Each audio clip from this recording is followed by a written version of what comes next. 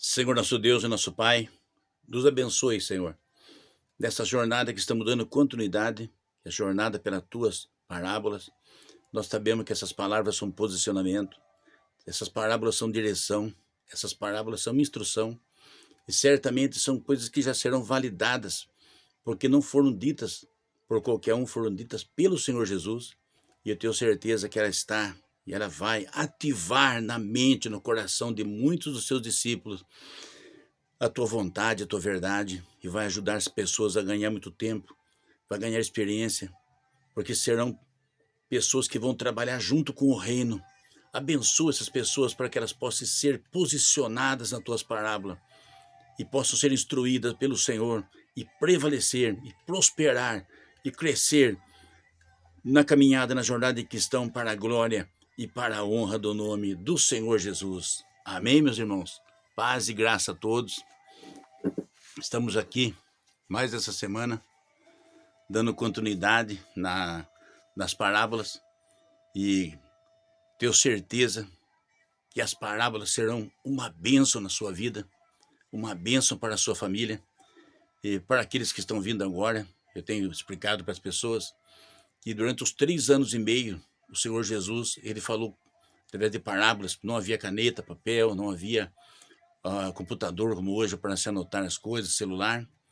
E eu acredito que ele queria que essas palavras, essas passagens, essas verdades ficassem na mente e no coração das pessoas. Então, de uma maneira simples, que todos pudessem entender, mesmo uma criança, uma pessoa adulta, uma pessoa idosa, com pouca cultura ou com muita cultura, poderia compreender. E nós estamos fazendo, esse canal aqui, uma jornada por todas as parábolas do Senhor. Então, eu espero que você que está chegando agora, e você que já tem estado pelas outras parábolas, seja muito feliz, seja tocado, seja abençoado e seja instruída.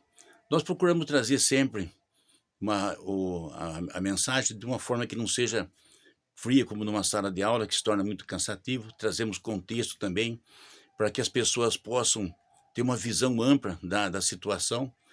E dessa forma, eu acredito que todos serão abençoados e poderão ser tocados pela palavra do Senhor e também serão instruídos, como se eles estivessem lá naquele tempo. E eu creio que vai ser uma bênção também. Nessa parábola de hoje, nós vamos falar sobre os lavradores maus. Ele está falando a respeito de um homem muito forte, né? Talvez até um rei, que ele deixou umas terras e deixou para que pessoas plantassem nela, e depois, de tempo em tempo, ele viria buscar o lucro, o retorno. E, no entanto, as pessoas que foram buscar o retorno foram mal recebidas. Por fim, ele via seu filho também, é morto. E depois ele diz que ele vai tirar, ele vai vir com muita força, com muitos homens, vai tirar essa terra desses homens e dar para outros. Então, ele trabalha em torno disso. Então, ele está dizendo a respeito à nação de Israel, diz a respeito de nós que somos gentios, diz a respeito de Jesus. Enfim, nós vamos esmiuçar para que você possa ter esse conhecimento e traga para a sua vida, traga para a sua realidade, porque esse é que é o segredo, é que nós estejamos a nossa realidade, o nosso aprendizado, mas também vamos tomar posse, porque essas parábolas, elas não foram escritas por Buda, por Maomé, por Mao Tse Tung, por pensadores, por filósofos. Não é uma história, mas são, na verdade, verdades assertivas que o Senhor disse, trazendo uma realidade para nossas vidas, para nossas famílias e para nossas igrejas e principalmente para o nosso futuro. Gente, como todos nós sabemos, vamos falar um pouquinho sobre a plataforma, que é necessário falar, né, irmãos? Que todo mundo fala, todo mundo explica. Vocês sabem que a plataforma, ela trabalha com interação. O YouTube, ele trabalha com gente, conhecendo gente, gente se apresentando para gente. É por isso que eles oferecem essa oportunidade para a gente usar aqui a plataforma de graça, né? Porque se nós fôssemos pagar isso aqui, seria muito caro. Talvez não tivesse nem mesmo acesso. Então, eles criam essa oportunidade porque eles querem trazer mais gente para ser apresentado para outra gente. Então, existe essa ferramenta nele de você curtir, existe uma ferramenta para você comentar, existe uma ferramenta para você se inscrever no canal se você não é inscrito, trazer outras pessoas para serem inscritos. Quando acontece isso, o canal, ele vê a inteligência do canal, né, a inteligência artificial, ela percebe que esse canal ele tem relevância, que o assunto é bom, que as coisas é bom para as pessoas, está ajudando pessoas. Então ele vai analisar o perfil, que nós somos evangélicos, né? Nós somos evangélicos, somos pessoas que estão falando da palavra de Deus. Ele vai levar isso aqui para outras pessoas.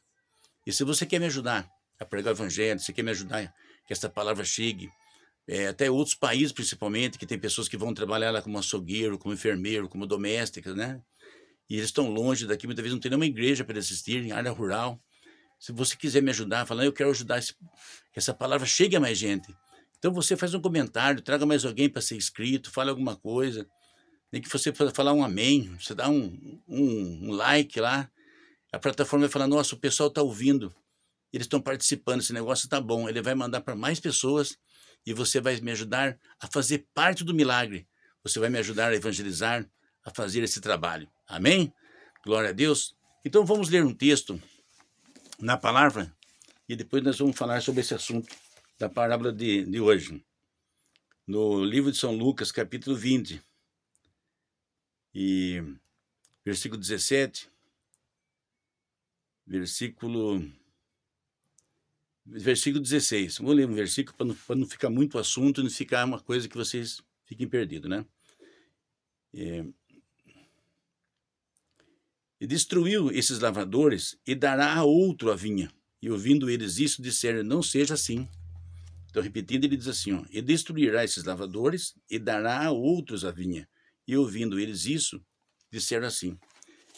Irmãos, como eu falei no início, essa parábola ele fala de um homem que talvez muito rico, talvez um rei, porque pela força que ele teve de voltar com o exército, destruir tudo, ele não poderia ser simplesmente um civil. Talvez ele fosse um governador regional, talvez até um rei daqueles pequenos países, tá? Mas na parábola o Senhor está dizendo que ele tinha muita força, ele tinha muita autonomia e muita autoridade. Eu quero dizer para vocês que ele tinha essa propriedade, então ele chamou lavradores, então ele sentou na mesa e falou, você vai plantar uva, você vai ficar com, sei lá, nós vamos, que nem tem um negócio aqui no Brasil que fala de meia, né, de meia. Então você planta milho, metade você fica para o dono, metade fica para você. E coisa do tipo assim. Talvez ele falou assim, ó, vocês vão plantar 100 pés de milho, vocês vão me dar 30 ensacado e 70 fica para vocês. Vocês vão plantar 100 caixas de uva, você me dá 30 e 70 fica para vocês. Você vai plantar trigo, você vai me dar 30 sacos, 70 fica para você. Coisa do tipo assim. Uma forma deles trabalharem e negociarem o lucro, certo? Mas vocês vão ver que no discorrer da parábola, simplesmente aqueles homens ficaram tudo para eles. Ficaram tudo para eles. Eu vou abrir um pequeno contexto agora aqui, porque senão vocês não vão entender no fim o motivo que gerou toda essa discórdia. Quando Deus ele trouxe Israel para habitar nas terras que ele prometeu para ele, havia uma forma que Deus ele tinha projetado para aquele povo. Olha, vocês vão dividir a terra que vocês têm em 11 partes. Cada uma dessa parte vai ficar uma tribo, que simboliza aqueles filhos de Jacó, né? Zebulon, Judá, Neftali. E depois vocês vão trabalhar e vocês vão pegar 10% de tudo isso que vocês têm e vocês vão levar para o templo. Porque a tribo de Levi vai ficar cuidando do templo. Aí eles falaram, mas como que a tribo de Levi vai se alimentar, vai sobreviver, os filhos, porque é uma tribo, é muita gente, né? É muita gente.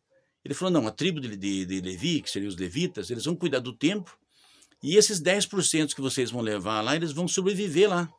Vão criar seus filhos, vão ter sua alimentação, vão comprar sua roupa, seu perfume, sua sandália. Então foi o projeto que Deus fez.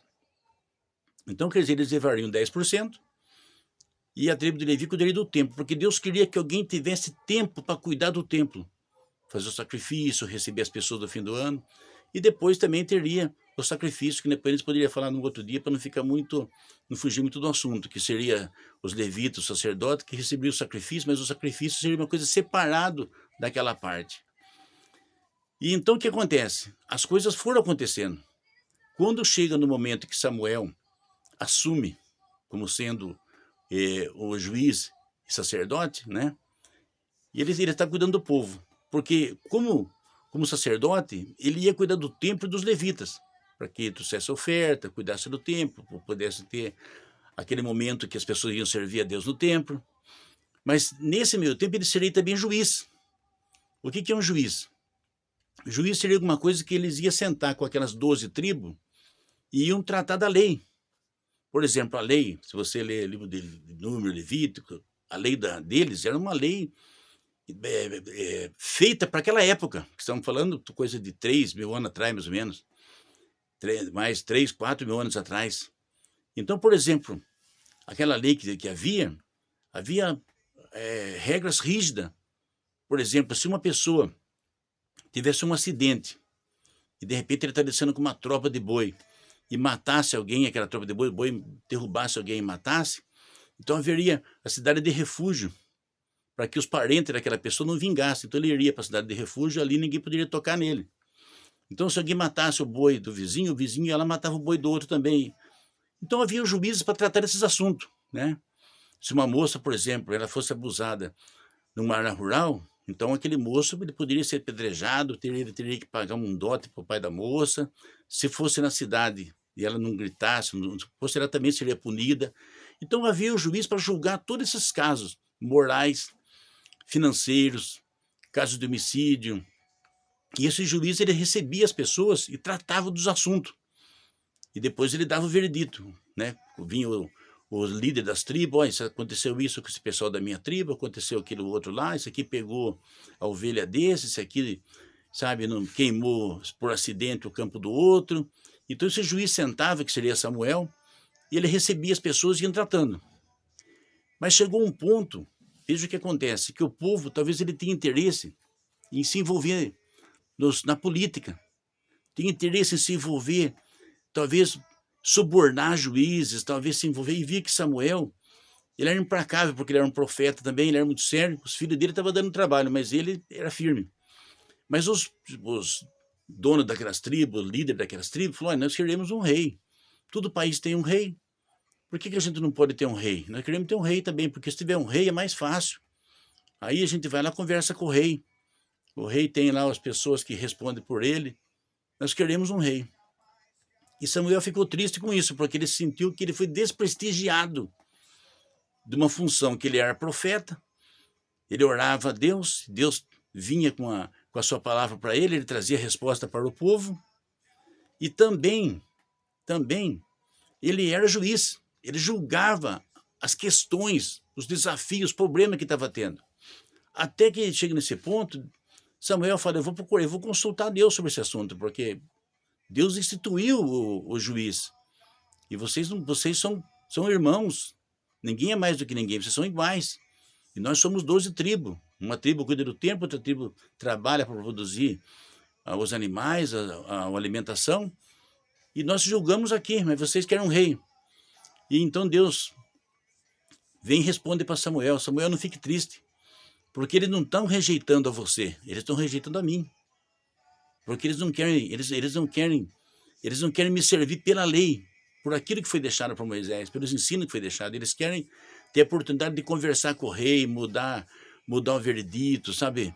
Talvez levar presente para o rei, coisa do tipo assim, mas avise eles que quando tiver um rei, ele vai levar os filhos dele para ser escravo, para ser servos, para trabalhar, vai levar eles na guerra, ele vai cobrar imposto deles para poder construir, sustentar o reinado. E assim Samuel fez. Samuel conversou com o povo, mas o povo teimou e falou: nós queremos um rei. Depois a gente pode falar nesse assunto quando entra, no caso, o primeiro rei, que é Saul, depois vem Davi, e assim por diante. No livro de vários reis foram vindo, né? O que nós queremos chamar a atenção das pessoas agora é isso aqui. Esse é o fator que é fundamental. Então, quando há uma liderança humana, quando existe uma liderança humana, aquela liderança, ela sobrepõe as demais pessoas. Ela sobrepõe as outras pessoas. Então gerou praticamente uma coisa desconfortável que não era a perfeita vontade de Deus, era a vontade dos homens. Era a vontade daquele pessoal das 12 tribos. E as 12 tribos, o que aconteceu? Eles chegavam lá, davam um presente para o rei, dava a sobrinha dele para casar com o rei, dava os filhos dele para casar com as filhas do rei, levava óleo, perfume. Então gerou-se ali praticamente uma situação de parceria entre eles que praticamente prevalecia a vontade deles, certo? Então, quando havia, por exemplo, a nação de Israel, elas eram únicas. Só lá havia o templo que podia sacrificar para Deus. Então, se você falasse nos países da África, não tinha. Se você falasse dos países que tivesse, por exemplo, lá na Pérsia, não tinha. Se você fosse na Síria, não tinha. Os demais países, eles eram considerados gentios. Eles eram considerados praticamente pessoas que não pertenciam nem a Deus, nem à nação de Israel, e não pertenciam praticamente àquela clã, aquele grupo. Porque o sacerdote só sacrificava para os judeus. Então, os outros impérios, eles iam lá para vender perfume, para vender tapete, fazer negócio, comprar gado, vender gado. Mas eram considerados o quê? Eram considerados gentios. Inclusive, havia lei, na lei de Moisés, que eles poderiam aceitar os gentios para se tornarem parte da nação, mas para isso eles teriam que ter um processo de quase 2 anos. É que nem hoje aqui, se você for, por exemplo, uma pessoa que quiser se tornar um judeu, por exemplo, né, um israelita, né, ele pertencer à religião deles, à nação deles, o grupo deles, eles têm que passar por um processo que dura 2 anos, para ver se a pessoa realmente quer. Ela não pode, por exemplo, comer carne com sangue, até hoje, né? Eles não podem, por exemplo, a carne que o brasileiro come no açougue, por exemplo, para eles não serve. Eles têm que deixar, fazer um tratamento dessa carne para ser totalmente sem sangue. Eles não podem comer receita que misture carne e leite, sabe? Eles não podem, eles não comem, por exemplo, alguns tipos de animais, até hoje eles não comem, né? Lagarto, por exemplo, eles não comem, jacaré eles não comem. Enfim, camarão eles não comem. Então, a grosso modo, você entendeu. Eles eram um povo separado. Era um povo separado. Então, para poder fazer parte daquela comunidade, era necessário um processo, que teria que vencer esse processo. A circuncisão, todos os homens teriam que fazer circuncisão, né? Você já deve saber o que é isso, né? Uma coisa que é muito divulgada hoje. Senão você vai também lá no Google já rapidinho, né? Não vamos perder tempo com isso agora. E havia essa condição. Então, até esse ponto, você entende o seguinte, que havia Israel, que era uma nação, que era um povo, uma religião, um grupo, as 12 tribos de Israel, e o resto do mundo, gentios. Seria quase mais ou menos alguma coisa assim. Uma pessoa, por exemplo, ele quer pertencer a uma igreja evangélica. Então, simplesmente, ele não pode chegar lá e falar, hoje eu pertenço à igreja evangélica. Ele vai ter que passar por um processo. Ele tem que entregar a vida para Jesus, ele vai ter que batizar nas águas, e no caso do católico vai ter que fazer a sequência dele lá, o muçulmano também. Mas eles eram uma religião, mas eram um povo também, a nação deles era aquilo ali.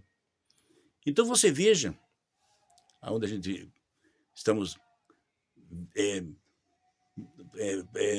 levando vocês para ter essa visão, esse raciocínio, para que vocês vejam que não era tão simples assim. A condição que eles tinham, por exemplo, de tipo assim, se um judeu quisesse vender uma fazenda para uma pessoa de fora, não podia.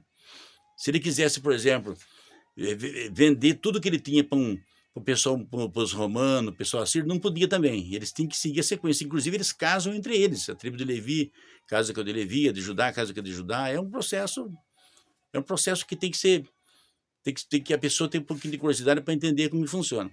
Então, veja bem, esse homem, quando ele tem essas terras, então o que acontece? Ele traz aquelas pessoas e fala assim, eu vou sair daqui por um tempo e vou ficar fora, mas a terra é minha, a fazenda é minha. Vocês não vão saber, eu não estou dando para vocês a fazenda, eu não estou doando para vocês as terras, eu não estou vendendo para vocês as terras, eu não estou dando posse para vocês dessas terras, não, vocês vão usar a terra com a minha permissão. Veja bem, presta atenção que vai chegar na igreja, hein? Olha, esse assunto é forte. Eu estou permitindo que vocês usem essas terras, com a minha permissão, por um tempo. Por um tempo. Quanto tempo? É por um tempo. Então, nesse período que eu estou fora, esse período que eu não estou aqui, o que vocês vão fazer? Vocês vão plantar. Quem plantar maçã, então você fica, vamos fazer a conta nossa redonda, que é mais fácil, né, irmão? Senão a gente não consegue passar o raciocínio para vocês. Eu não sei se era essa a taxa de imposto, mas vamos calcular que fosse 30%, que eu acho que é uma coisa mais ou menos justa, né? Então você vai recolher 30 caixas de maçã, 100 caixas de maçã, essas 30 caixas é minha.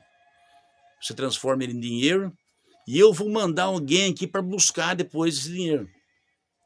Então você vai ter 100 sacos de trigo, você vai separar 30 sacos de trigo, você vai transformar em dinheiro e eu vou mandar alguém vir buscar esse dinheiro do trigo. Você vai ter, assim vai ser com o pêssego, com a tâmara. E o que acontece? Na parábola, o Senhor diz que o homem manda os seus conservos lá para buscar a parte do dinheiro, eles ignoram, né? Falam, é o seguinte, não vamos dar nada, vamos tomar tudo que esse criado dele tem aí e vamos mandar ele de volta para trás, vamos dar uma surra nele e manda ele para trás.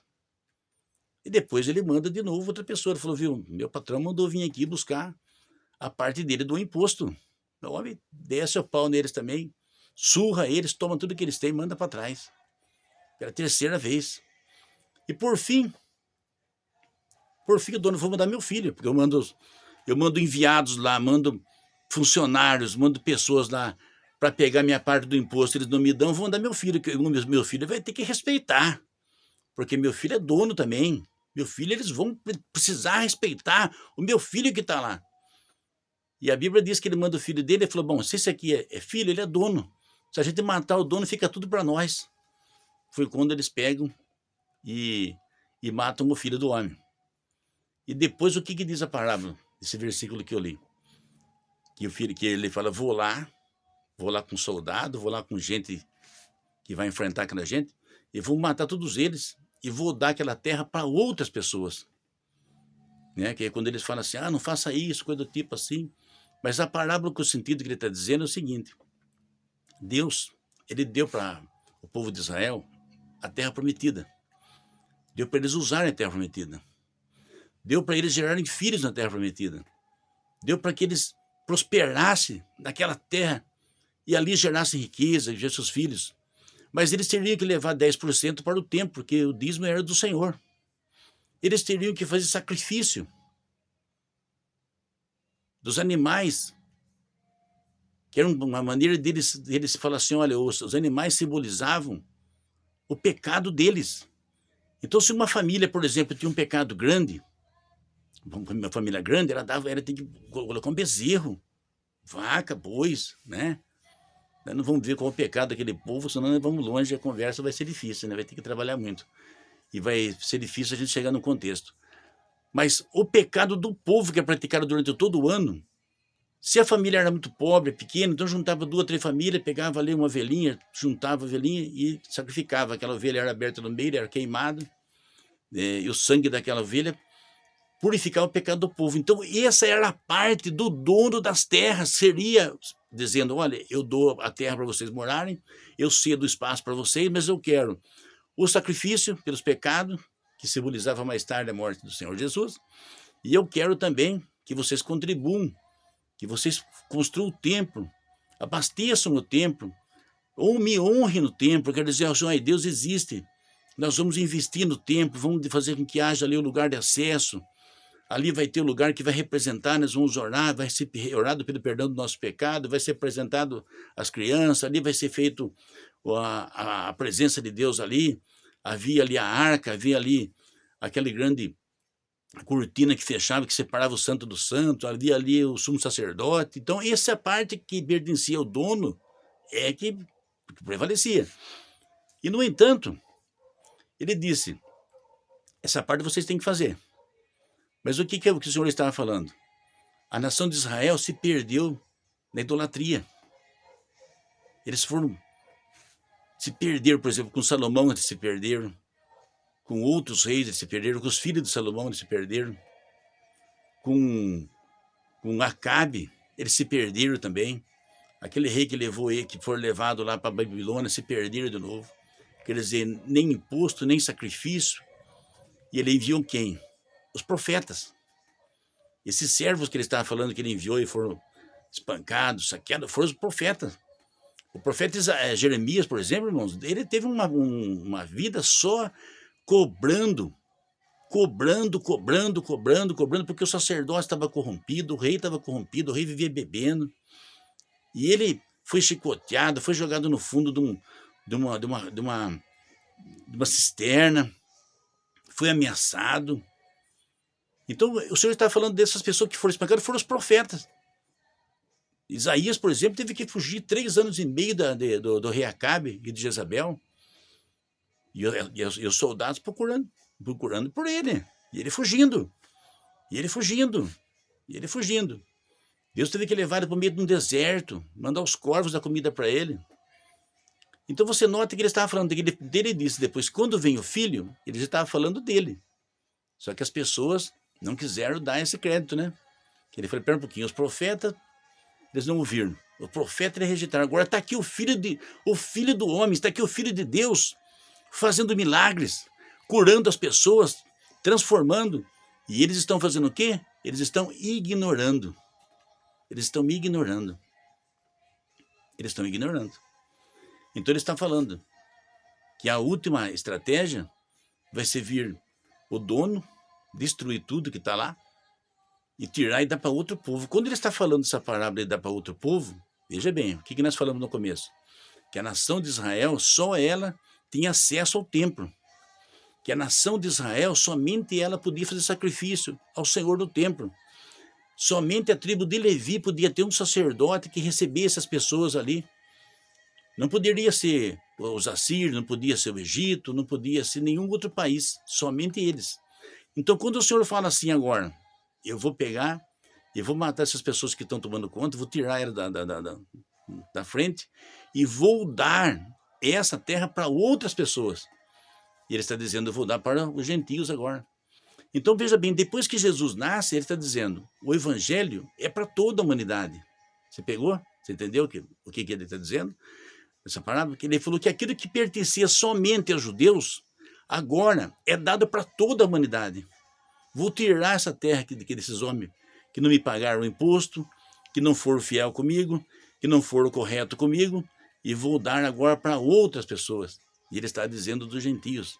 Porque quando os apóstolos começam a pregar, Pedro, inclusive, ele deu uma vacilada no começo, e talvez o Espírito Santo quis que toda a humanidade entendesse bem esse assunto. Ele teve uma visão com um monte de animal, e entre os animais estavam esses animais que eles não comem, o lagarto, essas coisas, nada aí. E a voz falava para Pedro, Pedro, mata e come isso daqui. E Pedro disse, jamais comerei isso aqui é imundo. Não vou comer isso porque isso é imundo. E aí a voz fala para ele, não diga que é imundo aquilo que Deus purificou. Não diga que é imundo aquilo que Deus purificou. E depois ele disse, olha, está tendo um centurião Cornélios, um homem bom, um homem íntegro. Ele sempre deu esmola para as pessoas menos favorecidas, para os pobres, uma pessoa séria. Eu quero que você vá lá, fale o evangelho para eles e batize eles. E ali então começou já a abertura. Porque até aquele momento, meus irmãos, Jesus estava pregando dentro de Israel. Os 3 anos e meio que o Senhor pregou, ele pregou dentro de Israel, ele não pregou os gentios. Tanto que quando vem aquela moça, aquela mulher que estava com a filha terrivelmente endemoniada atrás do Senhor, e falava, filho de Davi, tenha compaixão de mim. Filho de Davi, tenha compaixão de mim. E Jesus pegou e ignorou ela, porque ela era da Fenícia. Ela era da terra de Jezabel. Então, provavelmente, a cultura dela era aqueles deuses de Baal que Jezabel adorava lá, que eles serviam lá, que fez tanto mal para o povo de Israel. Ela era de lá. Ela era daquele lado que veio a rainha egípcia. E ela falava, tem compaixão de mim. Talvez, se o Senhor curasse ela de primeira, ela voltasse para a casa dela e falasse que Baal curou, que Baal libertou. Então, Deus falou, pera um pouquinho, vamos deixar ela se posicionar. Eu vou deixar ela numa situação que ela precisa saber quem eu sou. Ela precisa realmente saber quem eu sou e precisa falar comigo como eu sou, não do jeito que talvez ela está pensando ou da forma que ela está achando. E ignorou ela. Até que chega um ponto, irmãos, eu acho muito válido essas passagens, porque ele deixa uma abertura. da amizade que tinha o Filho de Deus com aqueles discípulos. Amizade. Amizade, porque nós, quando falamos, por exemplo, do Senhor, a gente vê diferente, né, irmãos? A gente fala assim, meu Deus, tem misericórdia, né? Até para a gente falar, a gente pensa, né? Até para falar, a gente pensa, porque a gente tem que ter temor, né? Ele está lá, a gente está aqui, de repente a gente fala de uma maneira errada, a gente é inconveniente, de repente a gente falta com respeito, falta com temor, né? Porque nós somos seres humanos, né? A vontade é se acertar o tempo todo. Eu acredito que a vontade é acertar. Eu, pelo menos, tento acertar, tento fazer o certo. Mas não quer dizer que a gente tenta e acerta. De repente a gente fala alguma coisa, age de uma forma, mas entre eles, naquele momento, eu costumo dizer que Jesus tinha o cheiro das ovelhas, porque ele estava ali, ele comia junto com eles, dormia junto com eles, andava junto com eles, era apertado com a multidão no meio deles. E ele estava naquela situação, a um ponto que Pedro chega para o Senhor. Olha, irmãos, eu penso assim, como é que pode um homem cobrar atitude do Senhor e pedir alguma coisa para o Senhor está fazendo uma coisa, faça outra? É meio difícil entender isso aí, viu, gente? Até agora, eu não consigo processar na minha cabeça até agora isso daí. Jesus está fazendo, a gente fica quieto, é óbvio, né? A gente vai comparar o conhecimento dele com o da gente, a gente fica quieto, a gente entende que a gente tem que mudar. Nós mudamos, pronto.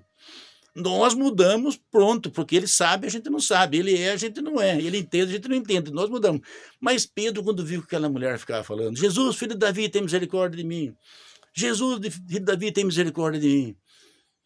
E ela estava chamando a atenção das pessoas, estava aquele barulho, sabe? Porque Jesus estava curando as pessoas e não curava a filha dela. Aí o Senhor falou, Pedro falou, Senhor, por favor, Senhor, tem misericórdia, cura a filha dessa mulher, porque ela não tá dando paz pra gente, ela tá chamando a atenção de todo mundo, a gente tá passando vergonha com essa mulher, né? E o Senhor disse para Pedro, olha, não é bom a gente pegar a comida dos filhos e dar pros cachorrinhos, né? Você falar para essa turma dos Pepes hoje é capaz de dar um infarto neles, porque do jeito que eles tratam o cachorro como filho, aí, né? Só pela misericórdia. Mas cachorro na Bíblia não é filho, não, viu, irmão? Cachorro na Bíblia é cachorro mesmo, viu? É animal mesmo. Então, eu acho que eles passaram do limite também o que estão fazendo, mas é assunto para uma outra hora. Mas ele fala assim, viu? Não é bom eu tirar a comida dos filhos e dar para os cachorrinhos. E aquela mulher fenícia, né, da terra de Jezabel, ela, é verdade, Senhor. Eu concordo com o senhor tem razão. Tá certo o que o senhor está falando. Tá certo. Não é bom você tirar o alimento do filho e dar para os cachorros. Porque os filhos têm preferência do que os cachorros. Mas os cachorros ficam embaixo da mesa esperando da migalha, do pouquinho que possa sobrar e cair, e eles comem aquela migalha que sobra. Aí Jesus parou e falou, opa, grande é a tua fé, mulher. Agora você viu. Então ele viu que realmente a mulher estava posicionada, ela sabia quem era Jesus, sabia quem era o povo judeu e sabia quem era ela. Então demonstrou que aquela mulher, meus irmãos, era passou a ter uma identidade para ela perguntar um pouquinho. Eu sou uma fenícia. Eu não pertenço a esse povo. Eu não mereço esse favor. Que esse favor quem merece é o povo judeu, porque eles são o povo que segue a lei de Moisés, esse povo segue o Deus de Israel, e eles merecem. Eu não mereço. Eu sou uma fenícia. Veja aí, meu irmão. A partir do momento que aquela mulher confessa que realmente ela não é digna, que ela não merece, mas que está alguém ali que poderia dar migalha para ela, está alguém ali que poderia estender a mão para ela. Sabe, meus irmãos, se nós estamos aqui hoje, porque nós recebemos migalha também, viu? Porque se não é misericórdia de Deus, ninguém está aqui, viu? Nem pregando, nem falando. Então me posso disso aí, que o negócio não é fácil, não. Ela disse assim, nós pegamos da migalha. Aí o Senhor pulou para ela e falou, grande é a tua fé, faz segundo a sua fé, então. Chegou na casa dela, a menina estava curada, liberta dos demônios. Então você vê que até Pedro presenciou que não havia uma boa vontade para os de fora. Agora muda tudo. Depois que Jesus morre na cruz, que ele levanta Paulo para pregar o evangelho, Pedro. Então o Espírito Santo fala para ele, olha, agora é diferente, vai ser pregado para todo mundo, vai ser tirado de Israel uma coisa que eles não deram valor e vai ser dada para toda a humanidade, certo? Então é esse aqui que é o sentido da parábola. Então é muito importante, meus irmãos, nós que somos cristãos, preste atenção na igreja também. Muitas vezes tem pessoa que pensa que a igreja é dela. Não, eu sou dono da igreja, eu sou proprietário da igreja, não. Nenhuma igreja aqui, Deus não deu igreja para ninguém. O Senhor para Pedro disse assim, Pedro, você me ama? Apacenta meus rebanhos. Ele disse, cuide das minhas ovelhas, mas ele não deu igreja para ninguém. A igreja é dele. E muitos pastores, né? Eu falo pastor porque eu sou evangélico, mas pode ser também os papas da Igreja Católica, pode ser os anciãos, pode ser qualquer tipo de religião. Tem pessoas que se apoderaram daquilo que pertence a Deus. E eles deixaram de fazer a norma, de dar o devido imposto, dar a devida obediência, a devida seriedade, estão fazendo do jeito deles. Não, aqui é do nosso jeito. Aqui a gente faz como a gente quer e pronto, acabou. Aqui a gente age assim, né? Dão um cargo para quem eles querem dar, colocam quem eles querem pôr. Olha, o dono está vindo aí, viu? E o dono quer a parte dele, a seriedade, a responsabilidade, o compromisso. É isso que a palavra está falando. Ele vai vir e aqueles que se apoderaram das coisas dele, aqueles que pegaram de uma maneira indevida, serão punidos e serão responsabilizados. Então que essa parábola traga para nós também um posicionamento, uma visão, que a gente precisa ter muito cuidado com aquilo que é colocado em nossas mãos. Seja um trabalho para 3 pessoas, para uma pessoa. Você veja que Felipe ele foi arrebatado e foi levado para o deserto para pregar para o eunuco, uma pessoa. Mas é aquilo que ele mandou fazer, faça com amor, com seriedade, com responsabilidade, se é com 1, se é com 5, se é com 50, se é com 100, se é com 1000. Mas a responsabilidade e o compromisso é preciso ser feito, porque certamente todos nós vamos de encontro com o dono da obra. Amém? Irmãos, Deus abençoe. Espero que você tenha gostado, que você tenha aprendido alguma coisa, esteja se posicionando. E também não se esqueça de indicar nosso canal, oferecer para outras pessoas, porque nós estamos orando para todos os inscritos. Nós não esquecemos de orar todo dia, estamos orando pelos inscritos, porque se eles estão comigo, eles fazem parte do meu milagre, fazem parte da minha obra. Então eu intercedo por todos os inscritos. Você quer que alguém receba oração todo dia? Traga aqui para se inscrever no canal, você vai ver que ele vai ser tocado e visitado também. Vamos agradecer a Deus? Vamos agradecer. Senhor, nós te agradecemos por mais essa palavra que passamos nessa jornada. Abençoe e visite cada vida. Senhor, se houver qualquer coisa entre o Senhor e essas pessoas, rompe agora, despedaça esse julgo agora, mas que a presença, a bênção do Senhor, a vitória do Senhor, o resgate do Senhor venha nessas pessoas. E que seja muito bom, seja forte, seja para a glória e para a honra do seu nome. Amém? Deus abençoe a todos. Até a próxima Jornada nas Palavras.